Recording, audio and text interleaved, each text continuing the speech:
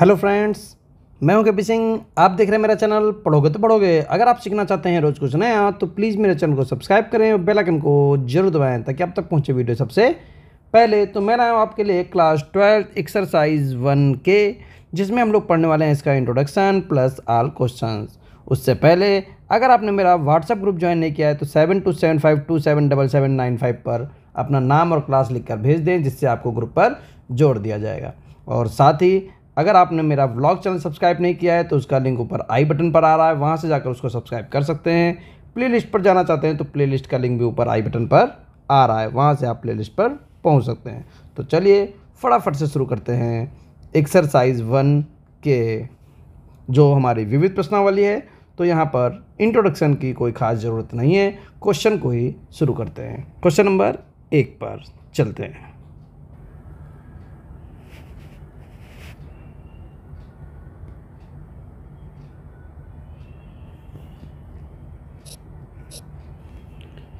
पहले क्वेश्चन में है कि क्रमित युग्म दे रखा है a+3 कामा b-5 बराबर 3,0। तो a और b के मान ज्ञात करिए। तो a+3 बराबर 3, a बराबर 3-3, a बराबर 0।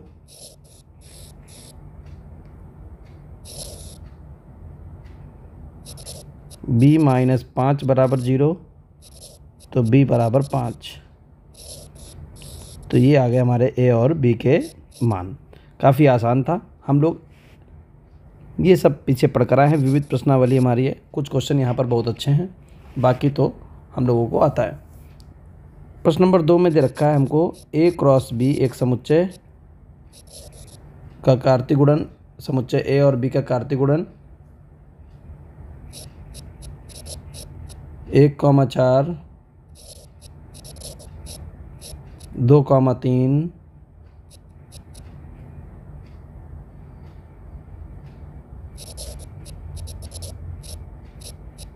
3,5, 4,2, 2,3,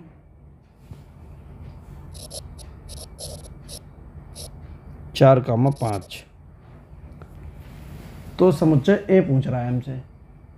अगर समुच्चय ए और बी का कार्तीय गुणन आपको मालूम है तो ए सभी अवयव का प्रथम निर्देशांक हमारा ए होगा। तो यहाँ पर कितना है, 1, 2 है, 3 है, 4 है, 2 हो चुका, 4 हो चुका। तो ये हो गया हमारे पास ए। कितना सिंपल है। तीसरा प्रश्न, आर बराबर समुच्चय 2,2, 3,3, 4,3, 2,4 में प्रांत पूछ रहा है। तो प्रांत क्या होगा, इस संबंध में प्रांत होगा हमारा पास 2, 3, 4। प्रांत होगा 2, 3, 4। प्रथम निर्देशांक प्रांत और द्वितीय निर्देशांक परिसर। चौथा क्वेश्चन देखते हैं।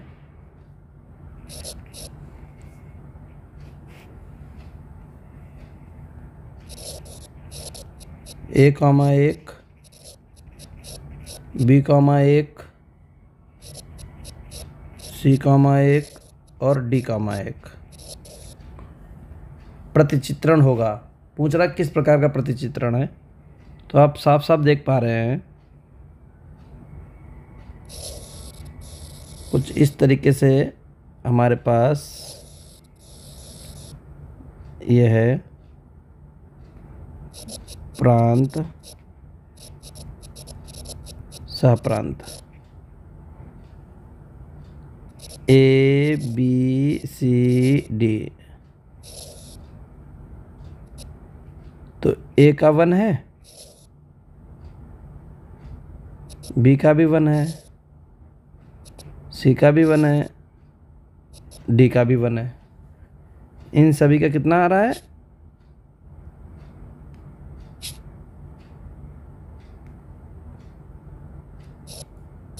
1 आ रहा है। तो ऐसे फलन को हम लोग क्या कहते हैं? अचर फलन, यानी अचर प्रतिचित्रण। क्योंकि A का मान भी 1 है, B का मान भी 1 है, C का मान भी 1 है, D का मान भी 1 है।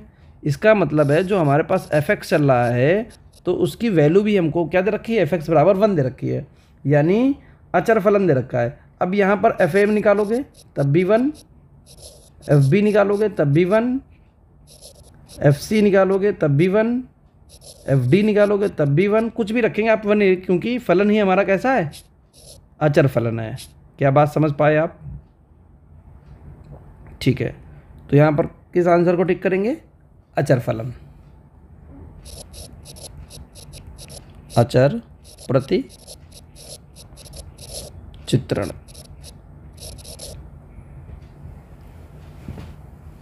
क्लियर है? चलते हैं प्रश्न नंबर 5 पर। प्रश्न नंबर 5 में क्या कह रहा है? मान लीजिए फलन रियल नंबर से रियल नंबर में परिभाषित है और जो फलन fx है वो x बराबर 4 द्वारा परिभाषित है। सही उत्तर का चयन कीजिए। तो दो तरीके से लगा सकते हैं। प्रतिचित्रण से आपको लगा के दिखा देते हैं, चित्र बनाकर ग्राफ से आसानी से आप समझ जाएंगे।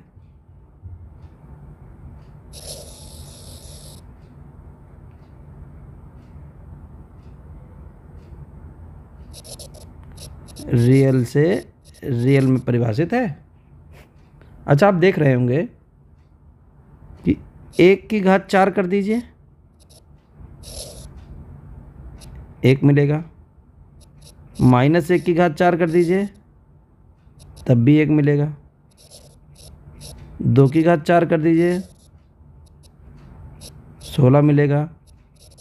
-2 की घात 4 कर देंगे तब भी 16 मिलेगा। तो चित्र को, ग्राफ को देखकर ये तो कंफर्म है कि ये हमारा एकाकी फलन तो है नहीं, बहुएक है। ठीक है ना? और साथ में हम यहाँ पर एक नंबर ऐसा ले रहे हैं,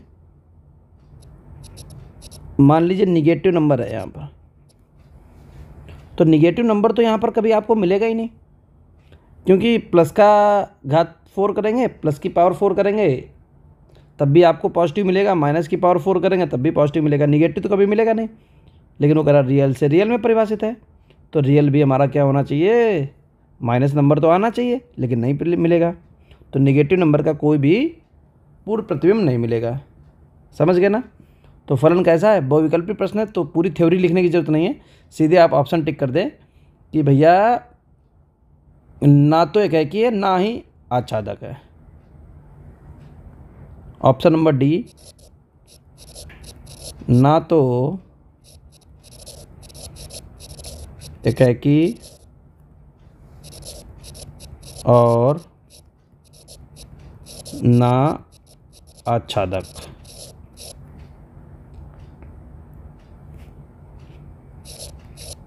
प्रश्न नंबर 6 पर चलते हैं।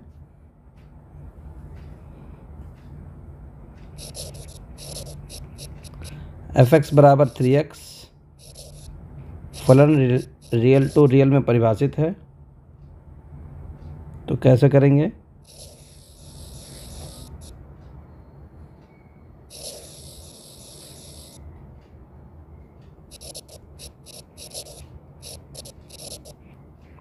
ठीक है, 3x है तो x का मान 1 लेंगे। अगर x का मान 1 लेंगे तो 3 कम 3 हो जाएगा। कोई भी रियल पढ़ लेंगे। -1 लेंगे तो -3 हो जाएगा, -1/3 लेंगे तो -1 हो जाएगा, 1/3 लेंगे तो 1 हो जाएगा। इसी प्रकार आगे भी। तो सारे नंबर रख के, सारे रियल नंबर रख के आपको सारे रियल नंबर प्राप्त हो सकते हैं। किसी प्रकार की कोई दिक्कत नहीं है और सबका एक यूनिक इमेज ही बनेगा। तो फलन कैसा है? साफ साफ आप कह सकते हैं फलन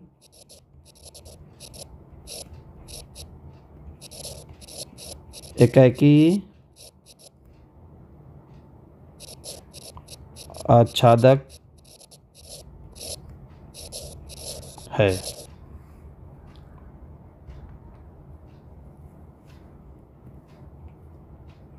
प्रश्न नंबर 7 पर चलते हैं। एक समुच्चय ए दे रखा है 1,2,3।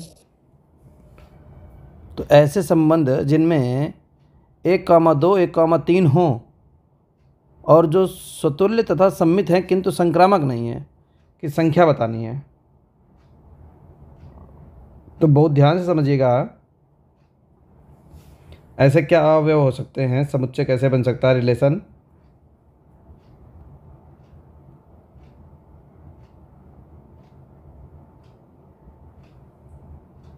देखिए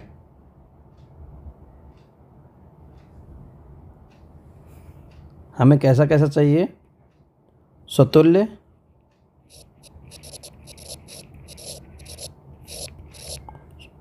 सम्मित, स्वतुल्य हो, सम्मित हो लेकिन संक्रामक ना हो।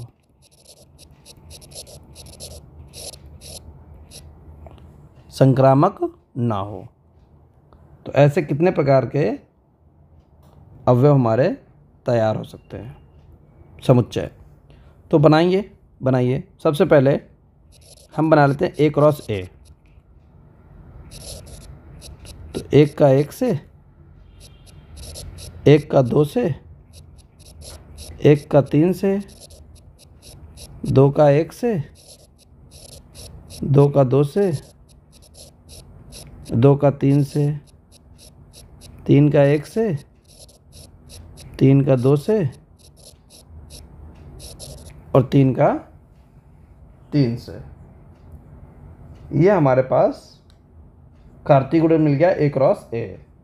इसमें से एक ऐसा रिलेशन बनाना है जो स्वतुल्य है, सम्मित है, संक्रामक है और साथ में हमें अवयवों को रखना है, एक निश्चित अवयव रखने हैं।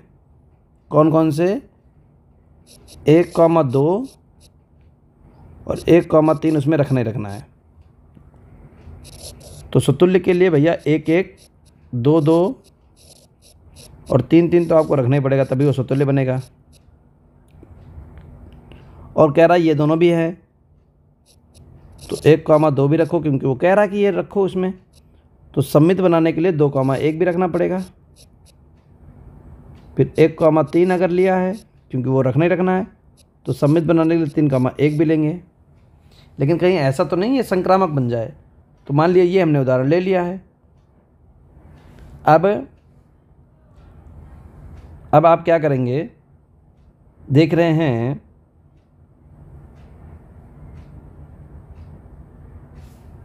कि 3 का 1 से है, 3 का संबंध 1 से है, संक्रामक चेक कर रहे हैं। 3 का 1 से है और 1 का 2 से है, तो 3 का 2 से होना चाहिए, जो कहीं नहीं है, यानी ये संक्रामक तो नहीं है भैया। तो संबंध ये तो बना लिया। अब पूछ रहा है ऐसे कितने संबंध हो सकते हैं। आपने देखिए ये रख ही लिया है, ये ले ही लिया है, ये लिया है आपने, 1 2 लिया है, 2 1 लिया है, 1 3 लिया है, 3 1 लिया है। किनको छोड़ा आपने? 2 3 छोड़ा, 3 2 छोड़ा। अगर आपने ये भी ले लिए, तो संक्रामक में आ जाएगा। और वो कह रहा संक्रामक ना हो, यानी केवल एक ही संबंध बनाना संभव है। Option number 1। तो ऑप्शन नंबर ए जो है वो बिल्कुल सही है।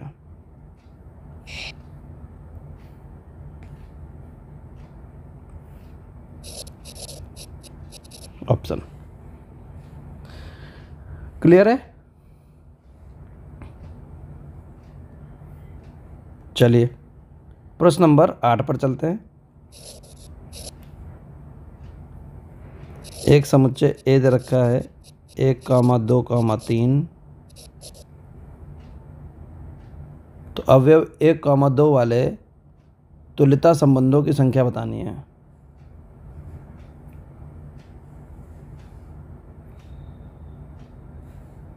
सबसे पहले ए क्रॉस ए निकाल लेते हैं। 1,1 निकाला ही है हम लोगों ने।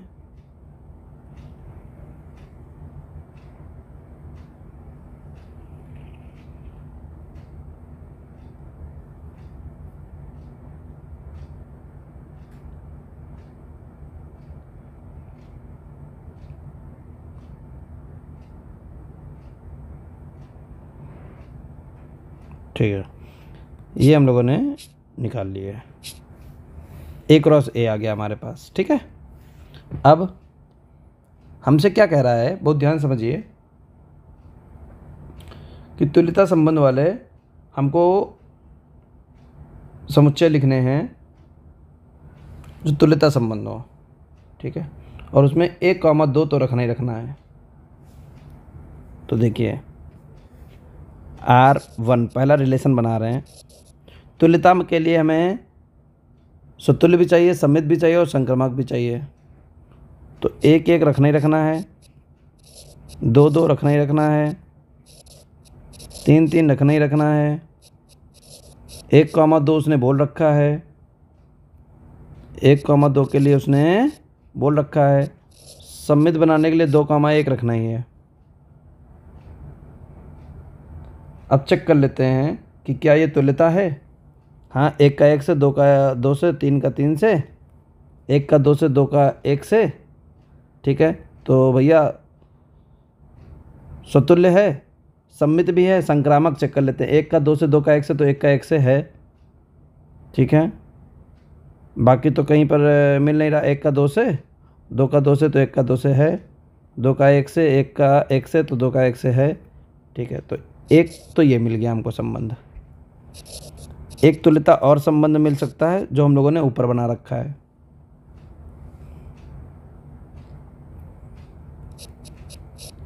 एक एक, 2,2, 3,3, 1,2, 2,1 बढ़ा लीजिए किसी को।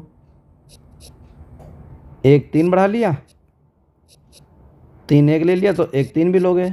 लेकिन ये संक्रामक तो था नहीं, ऊपर हम लोगों ने बनाया था, तो संक्रामक तो है नहीं ये।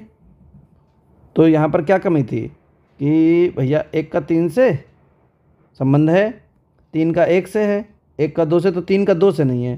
तो यहाँ बढ़ा लेंगे 3 का 2 से। सममित के लिए 2 का 3 से भी लेना पड़ेगा। लेकिन तब तक हमने क्या देखा, ये तो सारे कंप्लीट होते चले गए। 1 2 3 4 5 6 7 8 9, 1 2 3 4 5 6 7 8 9 पूरे पूरे कंप्लीट हो गए। तो कार्तिक उड़न नहीं मिल गया। इसका मतलब केवल 1 नंबर और 2 नंबर, ये 2 ही रिलेशन हमारे बना पाना संभव है। तो यहाँ पर ऑप्शन कौन सा सही हो जाएगा? ऑप्शन नंबर बी, दूसरा आंसर।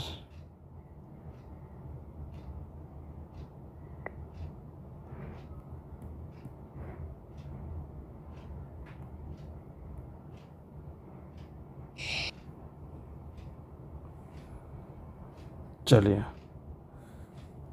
यहाँ तक कोई समस्या तो नहीं है किसी को? चल देते हैं प्रश्न नंबर 9 पर।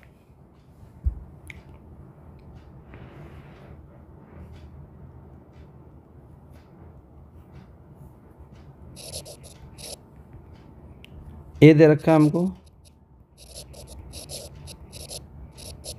3,4, बी दे रखा है 4,5, सी दे रखा है 5,8। पहला पार्ट कह रहा है A cross B union A cross C, बताओ।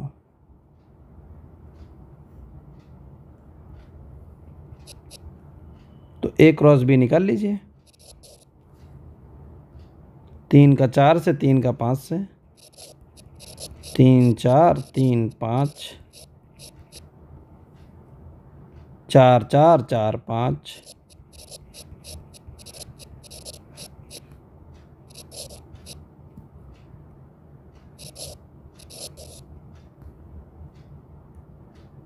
अब ए सी 3 5 3 8,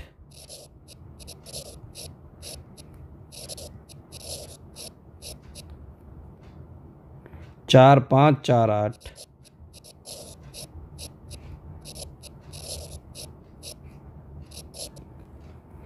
अब यूनियन मतलब होता है कि मिला देना। तो 3 4 3 5 4 4 4 5, 3 5 हो ही गया है, 3 8, 4 5 हो ही गया है, 4 8। क्लास 11th का क्वेश्चन था।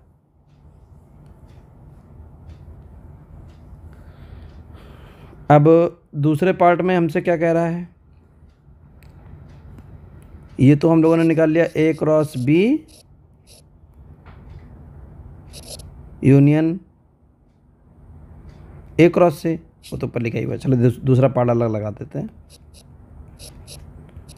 ए cross B intersection A cross C, same वही लेना।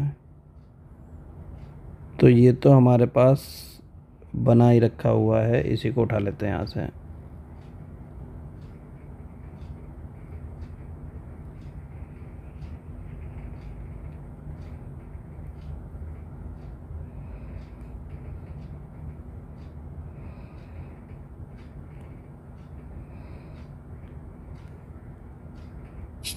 यहाँ पर बना देते हैं इंटरसेक्शन। इसमें लेना आता कॉमन, तो कॉमन ले लीजिए। 3 5 और 4 5,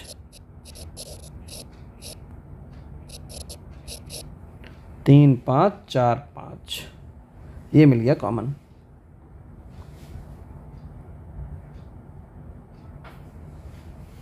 ठीक है,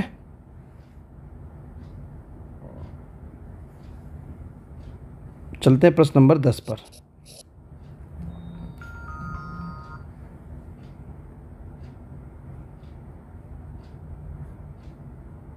दस में पहला पार्ट प्रांत और परिसर बताना है।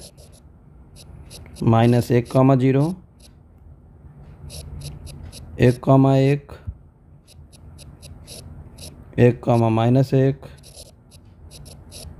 0, 2,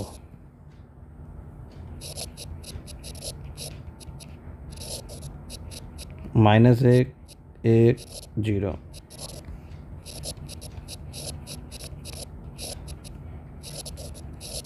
0 1 -1 2।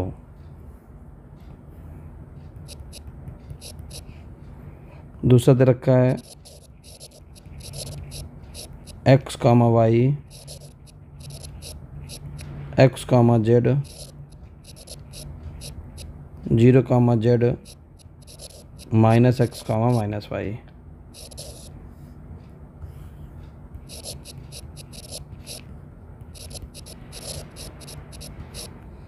प्रांत परिसर, तो प्रांत है x, 0, -x। परिसर है y, z, -y। आगे वाले प्रांत, पीछे वाले परिसर। प्रथम निर्देशांक प्रांत, द्वितीयक निर्देशांक परिसर। चलते हैं प्रश्न नंबर 11 पर। कौन से संबंध फलन है? पहला 1,2, 2,3, 1,3, 1,4 फलन नहीं है।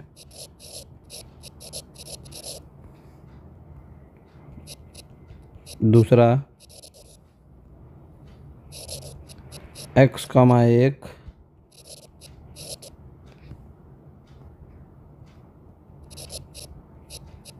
y, 2, z, 3, 0,4। ये कैसे मालूम फलन नहीं है? क्योंकि प्रथम निर्देशांक रिपीट नहीं होना चाहिए। एक आ गया है, फिर से एक आ गया, इसलिए फलन नहीं है। x आया, y आया, z आया, 0 आया, फलन है, फलन है। अब देखिए प्रश्न नंबर 12 में क्या कह रहा है।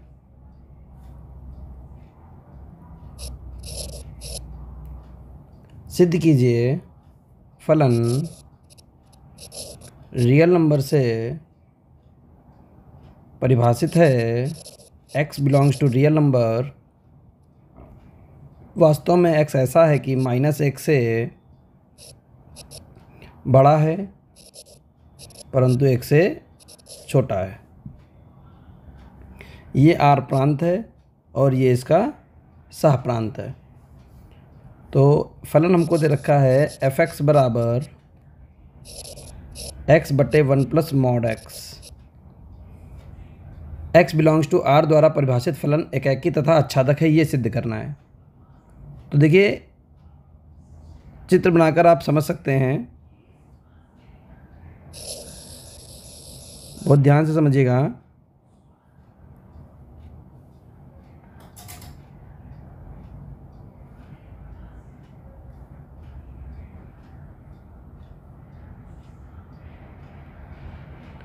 ये यहाँ पर हमने बना लिए प्रांत और परिसर, ठीक है। तो ये हमारा R है और ये हमारा x बिलोंग्स टू R है, ठीक है। ये फलन इसमें परिभाषित है। अब यहाँ पर देखिए, अगर आप x का मान 1 रखेंगे तो आपको मिलेगा 1/2। बहुत ध्यान समझिए, जब आपने 1 रखा तो क्या मिला? 1/2। अगर हम -1 रखेंगे तो भी आपको मिलेगा -1/2। अगर आप 3 रखेंगे तो आपको मिलेगा 3/4। ये भी 1 से छोटा है, ये भी, ये -1 से बड़ा है और 1 से छोटा है, ये भी -1 से बड़ा है, 1 से छोटा है, ये भी -1 से बड़ा है और 1 से छोटा है। अगर आप यहाँ 5 रखेंगे तो आपको मिलेगा 5/6। ये भी -1 से बड़ा, 1 से छोटा है। अगर आप -5 रखेंगे तो आपको मिलेगा -5/6। ये भी -1 से बड़ा और 1 से छोटा है। यानी कि हम देख रहे हैं अपने ग्राफ में कि कोई भी रियल नंबर हम ले रहे हैं तो उसका एक इमेज ज़रूर बन रहा है, और वो इमेज -1 से 1 के बीच में ही आ रहा है, क्योंकि ऊपर वो नंबर है, नीचे उसका मॉड लगा हुआ है। तो हर तो बड़ा होगा, अंश से हर निश्चित ही बड़ा होगा, और जब भी अंश से हर बड़ा होता है तो वो 1 से सदैव छोटा रहता है। ऊपर मॉड नहीं है इसलिए ऋणात्मक भी आएगा। तो ऐसा कोई भी नंबर नहीं छूटेगा यहाँ पर जो होना। तो हम कह सकते हैं ग्राफ से कि फलन, अब ये बहुविकल्पी है ना, तो यहाँ पर लिखना पड़ेगा कि चूँकि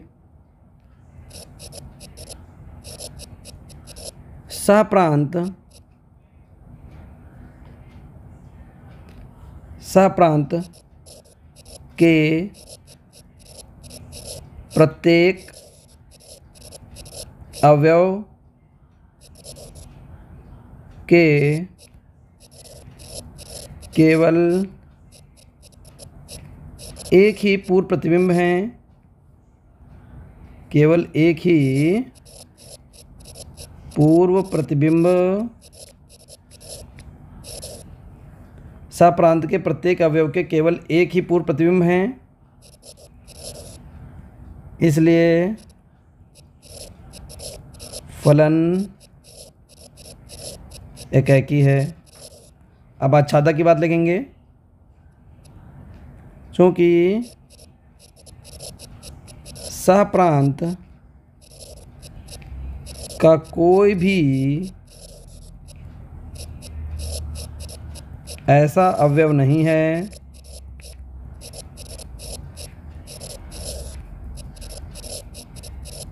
जिसका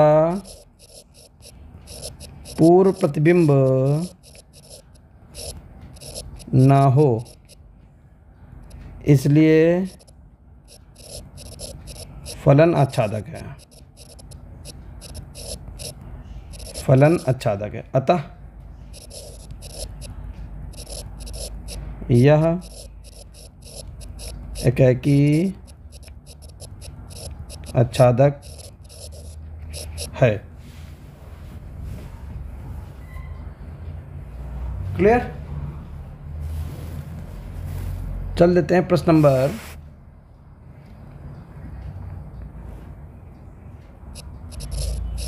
13 पर। सिद्ध कीजिए f(x) बराबर एक्स क्यूब प्रदत्त फलन f रियल से रियल में परिभाषित है। तो एकाकी सिद्ध करना है, तो एकाकी के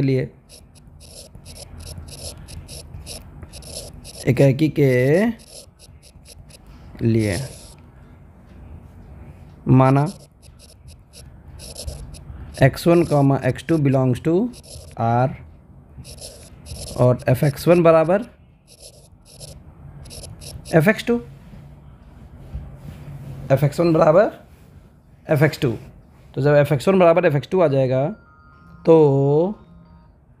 x1 क्यूब बराबर x2 क्यूब, x1 बराबर x2।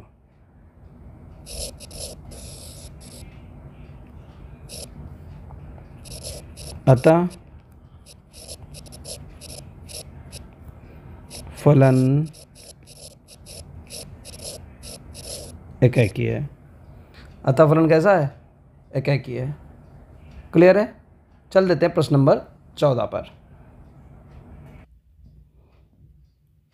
प्रश्न नंबर 14 देखते हैं क्या कह रहा है। प्रश्न नंबर 14 में ध्यान से समझिएगा, थोड़ा सा टफ लगता है बच्चों को। लिखा हुआ x एक अरिक्त समुच्चय है। अरिक्त मतलब उसमें कोई ना कोई अवयव है। तो मान लिया 1,2 है, समझाने के लिए कि माना x जो है वो 1,2 है, समझाने के लिए है। अरिक्त है, अरिक्त का मतलब है कि कोई ना कोई अवयव उसमें है। ठीक है, तो उसके px जो कि x के समस्त उप समुच्चय का समुच्चय है। तो उप समुच्चय यानी px एक उप समुच्चयों का समुच्चय है। तो इसके उप समुच्चय बनाइए। कौन कौन से बनेंगे? फाई 1, 2, 1,2। px एक उप समुच्चयों का समुच्चय है। पर विचार कीजिए, निम्नलिखित तरह से px में एक संबंध r परिभाषित कीजिए। ठीक है, एक r परिभाषित है। r में क्या कह रहा है कि px में उप समुच्चयों a और b के लिए, a उप समुच्चयों को क्या बोला जा रहा है? a और b के लिए a रिलेटेड टू b, यानी r जो है वो किस प्रकार से परिभाषित है? a रिलेटेड टू b में। ठीक है, या ऐसे कह सकते हैं a से b में परिभाषित है, जहाँ a और b क्या है? उप समुच्चयों को a और b कहा जा रहा है। ठीक है,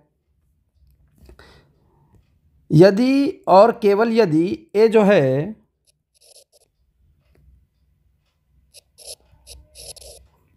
है उचित उप समुच्चय है b का।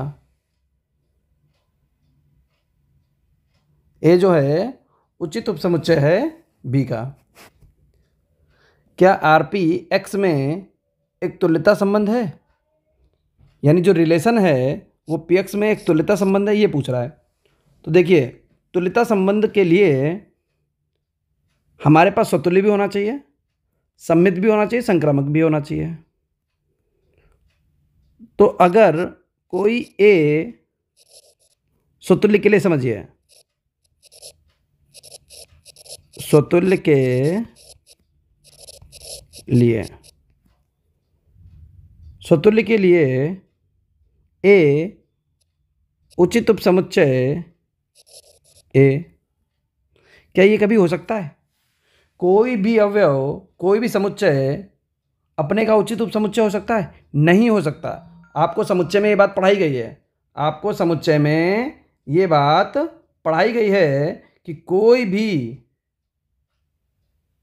समुच्चय जो है वो अपने का उपसमुच्चय तो हो सकता है, परंतु उचित उपसमुच्चय नहीं हो सकता। तो ए उचित उपसमुच्चय नहीं हो सकता ए का, इसलिए या स्वतुल्य नहीं है, इसलिए या स्वतुल्य नहीं है, अतः तुल्यता संबंध नहीं है। अतः तुल्यता संबंध के लिए आपको स्वतुल्य भी होना पड़ेगा और सममित भी होना पड़ेगा और संक्रामक भी होना पड़ेगा। तो भैया जब ये स्वतुल्य नहीं है तो तुल्यता किसी भी हालत में नहीं हो सकता। क्या आई बात समझ में आपको? चल देते हैं प्रश्न नंबर 14 पर, सॉरी 15 पर।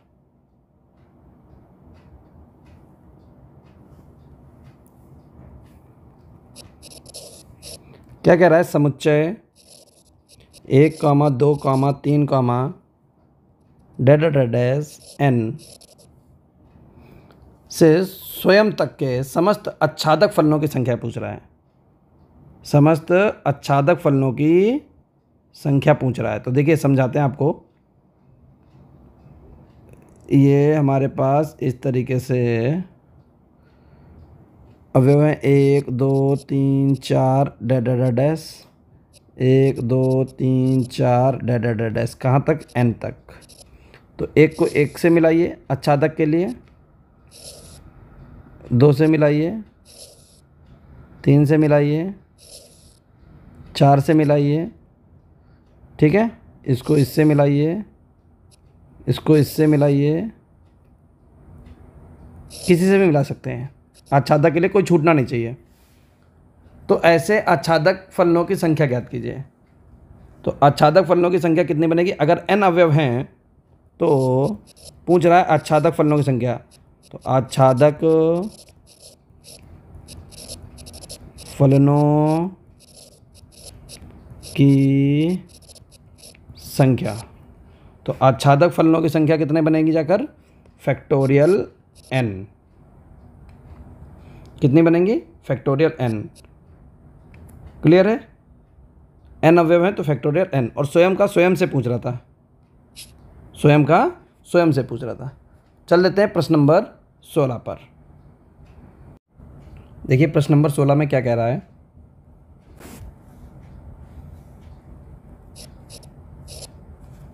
हमको एक समुच्चय ए दे रखा है, -1, 0, 1, 2। दूसरा समुच्चय बी दे रखा है, -4, -2, 0, 2। फलन f है, g है, जो a से b में परिभाषित है। दो फलन है f और g, जो दोनों ही a से b में परिभाषित हैं। जहाँ fx क्या है? fx बराबर x स्क्वायर माइनस x, जहाँ x belongs to a,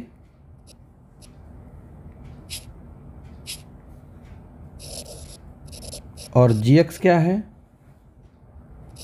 2 mod में x माइनस 1/2 -1, जहाँ x बिलोंग्स टू b। वो भी ए है। द्वारा परिभाषित फलन है, क्या f तथा g समान हैं? अपने उत्तर का औचित्य भी बतलाइए। यानी दो फलन f और g हैं, वो पूछ रहा है क्या ये समान है। तो आपको एक कंडीशन मालूम होनी चाहिए कि अगर कोई भी दो फलन f और g हैं और उनको समान करना है तो उनके प्रांत भी सेम होने चाहिए और परिसर भी सेम होने चाहिए। तो लिखेंगे, देखिए यहाँ पर ध्यान से कि fx जो है उसका x बिलोंग्स टू a है और gx में भी x बिलोंग्स टू a है। तो a से ही निकल कर आ रहे हैं सारे, x के मान कहाँ से निकल के आ रहे हैं?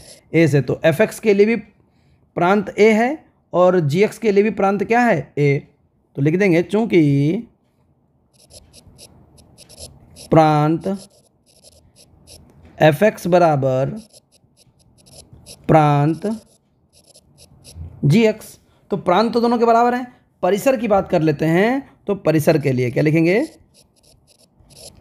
परिसर के लिए परिसर पर चलते हैं और दोनों के परिसर चेक कर लेते हैं।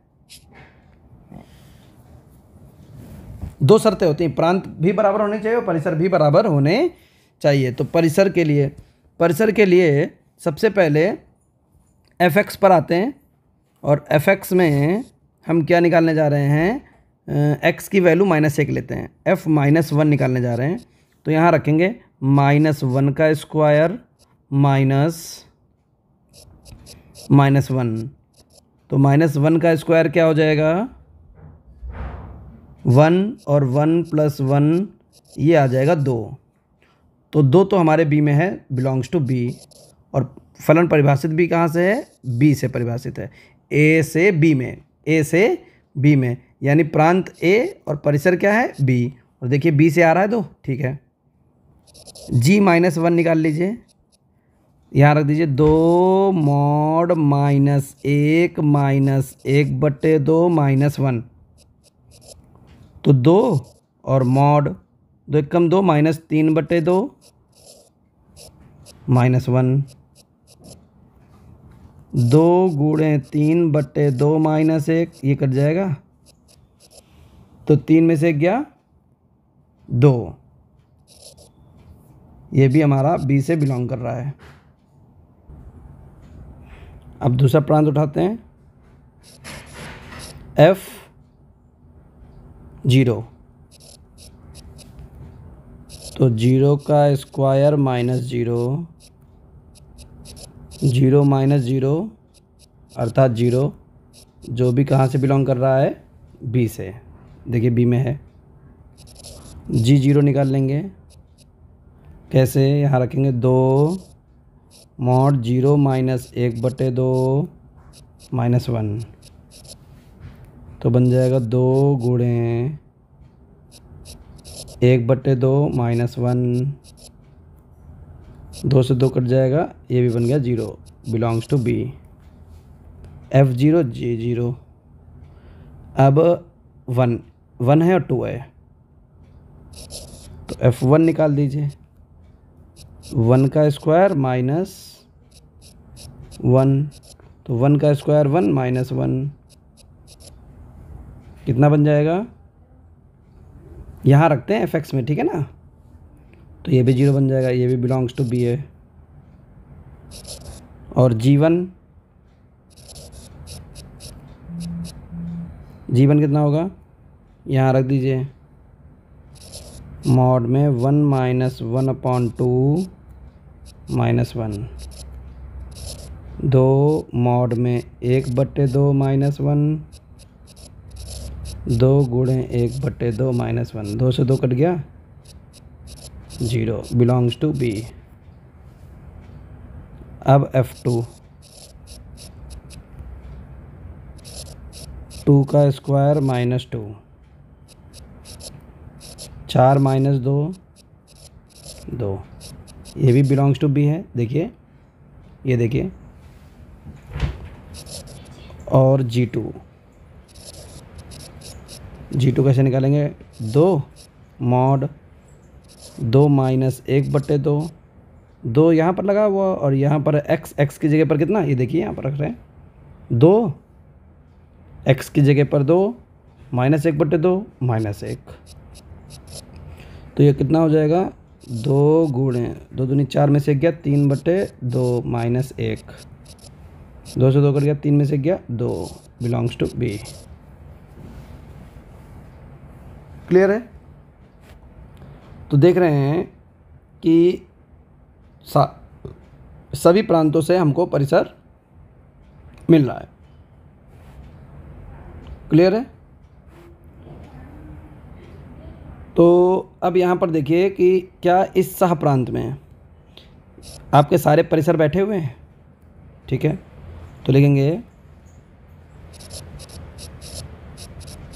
परिसर fx बराबर है परिसर gx के, अतः f, g फलन समान फलन हैं। क्या आई बात समझ में? तो इस तरीके से हम लोग इसे सिद्ध कर सकते हैं। उम्मीद करते हैं बढ़िया से समझ में आ गया होगा। अगर मेरा बताया हुआ आपको अच्छा लगे तो प्लीज़ वीडियो को लाइक करें, चैनल पर नए हैं तो चैनल को सब्सक्राइब अवश्य करें। Thank you for watching. मिलते हैं नेक्स्ट वीडियो में अगली एक्सरसाइज के साथ।